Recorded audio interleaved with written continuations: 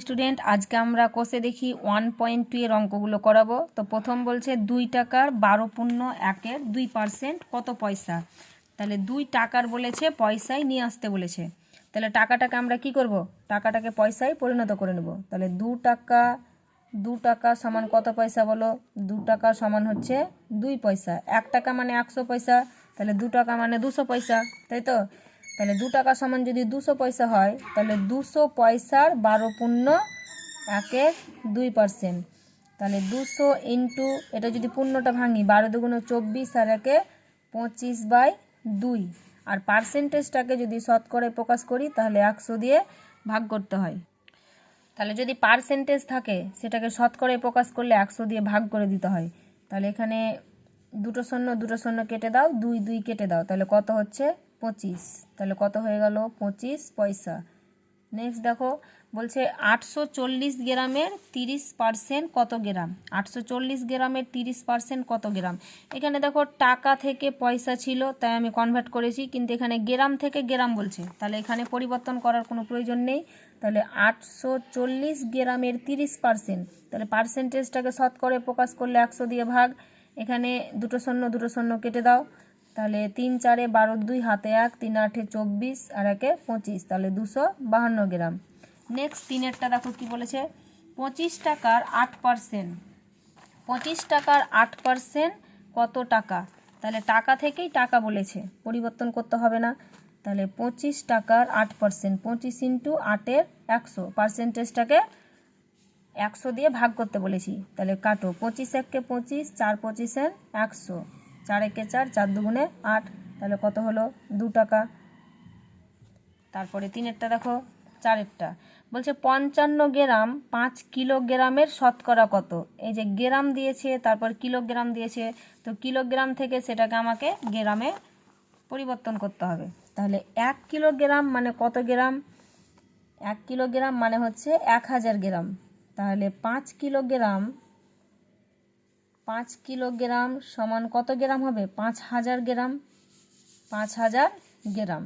এবার আমাকে বলেছে এই 55 গ্রাম 5000 কিলোগ্রামের শতকরা। 5 কিলোগ্রামের শতকরা মানে 5000 গ্রামের শতকরা বের করতে হবে। তাহলে যেটা বলবে যে এত গ্রামের শতকরা, সেটা হবে নিচে। তাহলে 5000 গ্রাম, তাহলে 5000 গ্রামের 55 গ্রাম এর শতকরা, তাহলে শতকরা মানে 100 দিয়ে গুণ করতে হবে।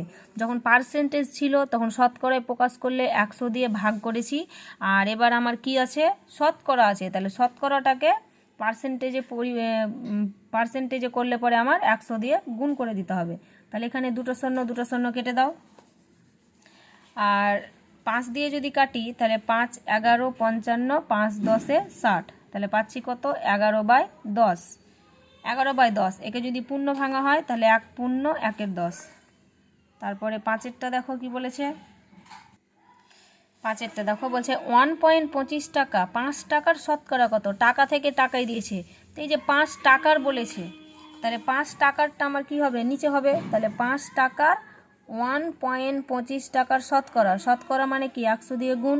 এখানে যদি আমি দশমিক উঠিয়ে দিই, তাহলে দুটো সংখ্যার পরে দশমিক আছে, তাহলে 1-এর পরে দুটো শূন্য হলো। 100 100 কেটে দাও, 5 দিয়ে কাটো, 5 1 5, 5 25 125, তাহলে কত হয়ে গেল 25%। 6-এরটা দেখো, 6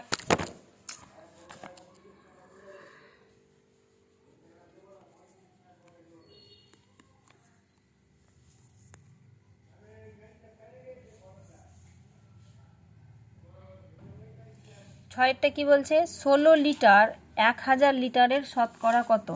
তাহলে 1000 লিটারের 16 লিটার তার শতকরা, তাহলে শতকরা মানে 100 দিয়ে গুণ করে দিতে হবে। তাহলে এখানে দেখো দুটো শূন্য, এখানে দুটো শূন্য কেটে দাও, যদি 2 দিয়ে কাটি, 8 দুগুণে 16 আর 5 দুগুণে 10, তাহলে 8/5। 8/5 এটাকে যদি পূর্ণ ভাঙি, তাহলে 5 1 5, 8 থেকে 5 বাদ দিলে 3, দশমিক দিয়ে 0, 5 6 30, তাহলে 1.6%। তারপরে 2-এর অঙ্কগুলো দেখো। 2-এর বলছে একটি বাড়ির 1/5 অংশ রং করা হয়েছে, বাড়িটির শতকরা কত রং করা বাকি আছে। তাহলে 1/5 রং করা হয়েছে, এবার বাকি আছে কত সেটা আগে বের করতে হবে। 2 বাড়িটি 1/5 রং করা হয়েছে, বাকি আছে কত। তো বাকিটা কি করে বের করব, যেটা মোট অংশ আছে সেইখান থেকে যেটা রং করা হয়েছে সেটা বাদ দিতে হবে। তাহলে মোট অংশ কত সেটা তো জানি না, তাহলে ধরে নিতে হবে যে মোট অংশ 1 অংশ, ধরি মোট অংশ 1 অংশ। তাহলে বাকি আছে কত, মোট থেকে যেটা আমার রং করা হয়ে গেছে 1 - 1/5, মোট অংশ 1 আর রং করা হয়ে গেছিলো 1/5 অংশ, তাহলে এটা আমার বাদ দিয়ে দিতে হবে। তাহলে এটা 5 × 1 = 5, 5 থেকে একবার দিলে কত হয় 4/5, এখনও বাকি আছে কিন্তু 4/5 অংশ। এবার আমাকে বলেছে শতকরা কত বাকি আছে, তাহলে অতএব শতকরা বাকি আছে, এর আগে শতকরার অঙ্ক করলে শতকরা বললে কি করতে হবে 100 দিয়ে গুণ করে দিতে হবে। তাহলে 4/5 × 100, 5 × 1 = 5, 5 × 20 100, তাহলে 4 × 20 তাহলে কত হবে 80, তাহলে শতকরা বাকি আছে 80%। ওকে, তারপর 3-এরটা দেখো, বলছে নূরজাহানের শ্রেণীতে 30% ছাত্রী আছে কিন্তু ভালো করে বুঝো, 30% ছাত্রী আছে, শ্রেণীর মোট ছাত্রছাত্রী, এবার কিন্তু লেডিস জেন্টস দুটোই আছে, ছাত্রছাত্রীর সংখ্যা 60 জন। হিসাব করে দেখি নূরজাহানের শ্রেণীতে মোট কতজন ছাত্র আছে। আমাকে যদি বলে দেয় যে নূরজাহানের শ্রেণীতে মোট ছাত্রছাত্রীর সংখ্যা 60 জন, তার মধ্যে ছাত্রী আছে 30 জন, তাহলে ছাত্র কত হবে, 60 থেকে 30 বাদ দিলে 30 জন ছাত্র হবে। কিন্তু আমাকে তো ছাত্রী এখানে জনে বলে দেয়নি, পার্সেন্টেজ দিয়েছে শতকরায় 30%। তাহলে 60 জন ছাত্রছাত্রীর মধ্যে কতজন ছাত্রী আছে সেটা আগে আমাকে বের করতে হবে।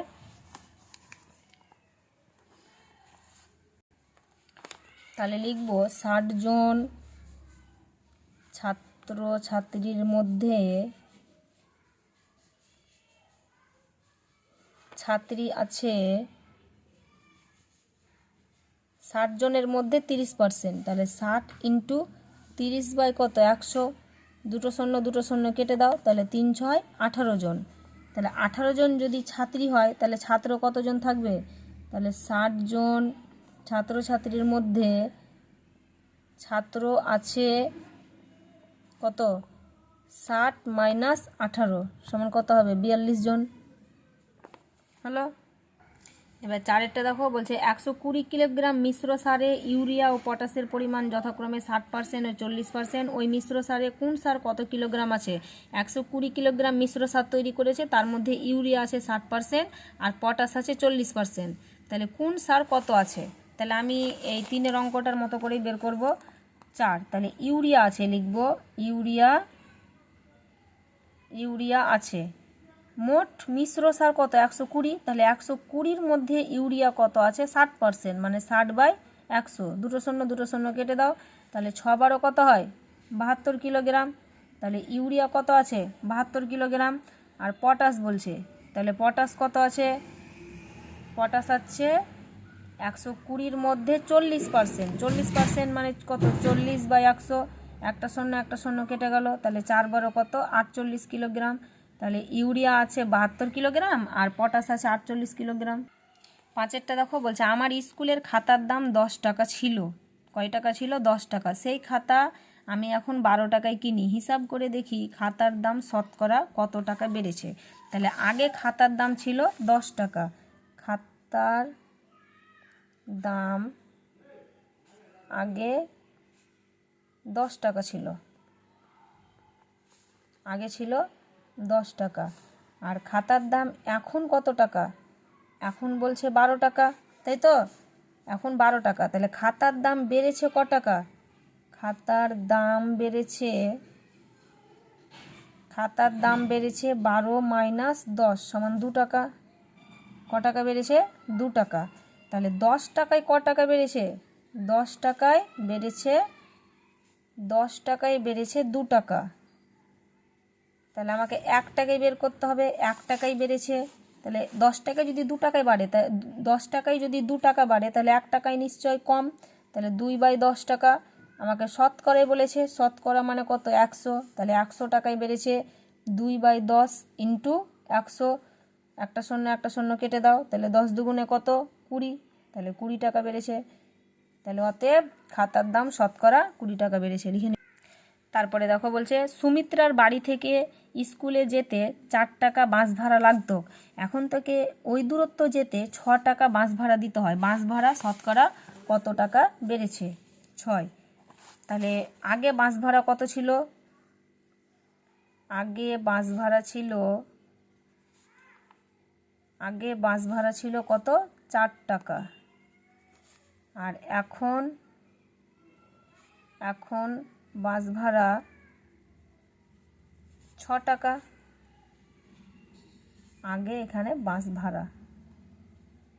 বাস ভাড়া ছিল 4 টাকা, এখন বাস ভাড়া 6 টাকা। তাহলে বাস ভাড়া বেড়েছে কয় টাকা? বাস ভাড়া বেড়েছে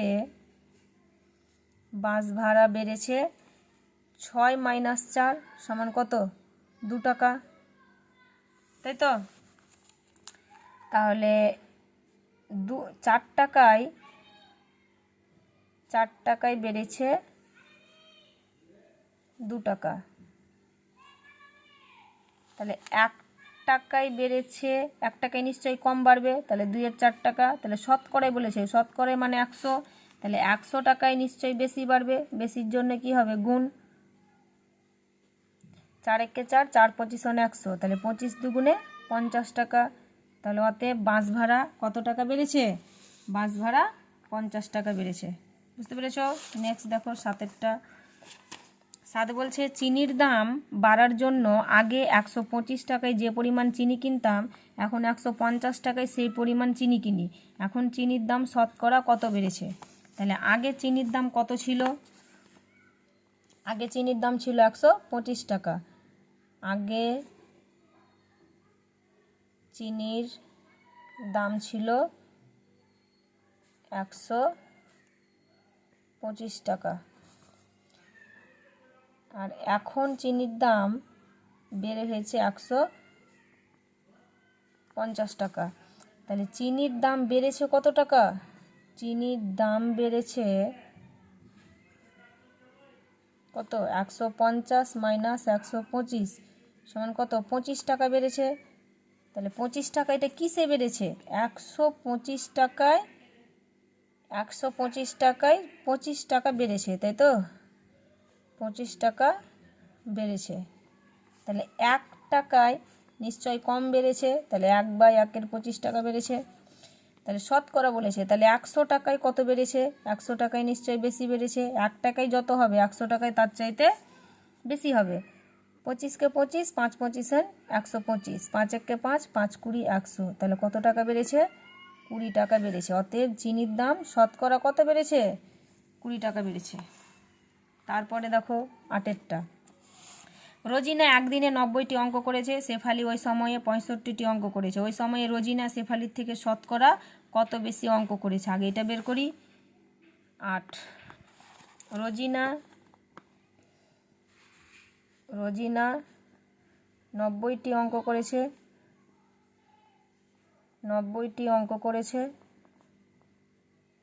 শেফালি 65টি অঙ্ক করেছে। ঠিক আছে? তাহলে বলছে রোজিনা শেফালির থেকে শতকরা কত বেশি অঙ্ক করেছে? তাহলে রোজিনা শেফালির থেকে 90 - 65। দেখো রোজিনা শেফালির থেকে 90 - 65 সমান 25টি বেশি করেছে। তো এটা 65টি অঙ্কের মধ্যে বেশি করেছে, তাহলে 65টি অঙ্কের মধ্যে কতটা বেশি করেছে? 25টি বেশি করেছে। ঠিক আছে? তাহলে একটি অঙ্কের মধ্যে কতটা বেশি করেছে? 25/65, এতটি অঙ্ক বেশি করেছে। তাহলে 100টি অঙ্কের মধ্যে, শতকরা মানে তো 100, তাহলে 100টি অঙ্কের মধ্যে 25/65 65 ইন্টু 105 দিয়ে 5 13 65, 5 20 100, তাহলে 25 ইন্টু 20 মানে কত? আচ্ছা, এটা কি আর কাটাকাটি যাবে? 5 13 65, 5 20 100, 25 দুগুণে 50, তাহলে 500/13। এটাকে যদি পূর্ণ ভাঙা যায় তাহলে 38 পূর্ণ 7-এর 13%। ঠিক আছে, এবার বলছে যে শেফালি ওই সময়ে রোজিনার থেকে শতকরা কত অঙ্ক কম করেছে। তো শেফালি যে অঙ্কটা করেছিল সেটা কিন্তু 90টির মধ্যে, তাই তো? তাহলে 90টির মধ্যে কম করেছে কত? 25টি। তাহলে একটির মধ্যে কম করেছে 25/90টি। তাহলে 100টির মধ্যে শতকরা বলেছে, তাহলে 100টির মধ্যে কতটা করবে?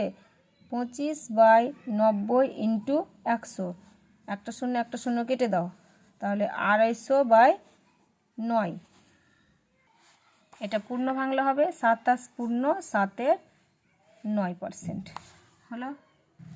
নেক্সট দেখো কি বলেছে, সুহাসবাবু তার মাসিক আয়ের 66 পূর্ণ 2-3% খরচ করেন। তিনি যদি মাসে 3250 টাকা খরচ করেন তবে তার মাসিক আয় কত? তো সুহাসবাবুর মাসিক আয় কত বলেছিল? 66 পূর্ণ 2-3%। তো এটা 366 কত হয়? 366 198, তার সঙ্গে 2 যদি যোগ করা হয় তাহলে 200। তাহলে 200/3% সমান হচ্ছে কত? মানে এই যে এটা মাসিক খরচ করে, তাহলে তার মাসিক খরচ এত পার্সেন্ট দিয়েছে, কিন্তু খরচ করে কত মাসে? 3250 টাকা। তাহলে এত পার্সেন্ট মানেই তো 3250 টাকা। তাহলে আমি যদি 1% বের করি, 1%, তাহলে 1% মানে কত? 3250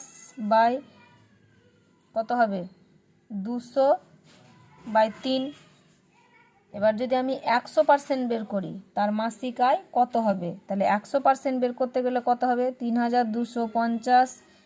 এটাকে যদি আমি ভাগটাকে যদি গুণ করে দিই তাহলে 3-এর 200, এটা উল্টে যাবে, 200-র 3 আছে, সেটা 3-এর 200 হয়ে যাবে, ইন্টু 100% মানে কত? 100 গুণ, তাহলে এখানে দুটো শূন্য কেটে দাও, 0-র গুণ, আচ্ছা 2 দিয়ে 2 1 2, 2 1 2, 12 থাকলো, 6 দুগুণা 12, তারপরে 2 দুগুণা 4, আর 5 দুগুণা 10। এটাকে যদি গুণ করা হয় 3 5 15, 5 হাতে পড়লো 1, 3 দুগুণা 6 আর 1 7, 3 6 18 8 হাতে পড়লো 1, 3 1 3 আর 1 4, তাহলে 4875 টাকা। বুঝতে পেরেছো? এখানে 66 পূর্ণ 2-3% তার খরচ বলেছে। তাহলে মাসিক খরচ এটা যে বলেছে, এটা মানেই তার খরচ হচ্ছে 3250 টাকা। তাহলে 1% মানে কত কমবে? তাহলে 1% মানে যেটা বের হলো, 100% মানে 4875 টাকা।